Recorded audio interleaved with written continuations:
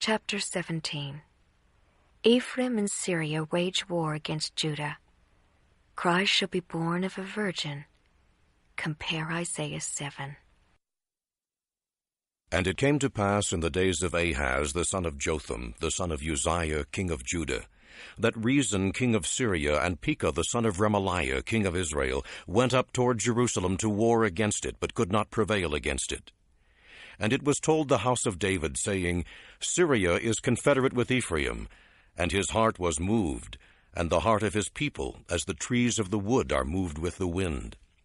Then said the Lord unto Isaiah, Go forth now to meet Ahaz, thou and Shear-Jashub thy son, at the end of the conduit of the upper pool in the highway of the fuller's field, and say unto him, Take heed and be quiet, fear not, neither be faint-hearted for the two tails of these smoking firebrands, for the fierce anger of Rezin with Syria and of the son of Remaliah. Because Syria, Ephraim, and the son of Remaliah have taken evil counsel against thee, saying, Let us go up against Judah and vex it, and let us make a breach therein for us, and set a king in the midst of it, yea, the son of Tabeal. Thus saith the Lord God, It shall not stand, neither shall it come to pass. For the head of Syria is Damascus, and the head of Damascus Rezin, and within 65 years shall Ephraim be broken, that it be not a people. And the head of Ephraim is Samaria, and the head of Samaria is Remaliah's son. If ye will not believe, surely ye shall not be established. Moreover the Lord spake again unto Ahaz, saying, Ask thee a sign of the Lord thy God. Ask it either in the depths or in the heights above. But Ahaz said, I will not ask, neither will I tempt the Lord. And he said, Hear ye now, O house of David, is it a small thing for you to weary men, but will ye weary my God also? Therefore the Lord himself shall give you a sign. Behold, a virgin shall conceive, and shall bear a son, and shall call his name Emmanuel. Butter and honey shall he eat, that he may know to refuse the evil and to choose the good. For before the child shall know to refuse the evil and choose the good, the land that thou abhorrest shall be forsaken of both her kings.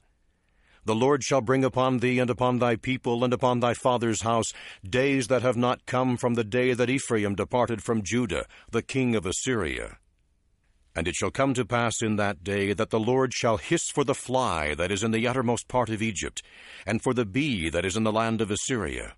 And they shall come, and shall rest all of them in the desolate valleys, and in the holes of the rocks, and upon all thorns, and upon all bushes.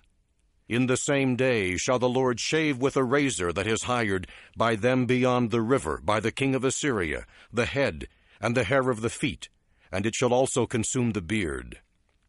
And it shall come to pass in that day, a man shall nourish a young cow and 2 sheep.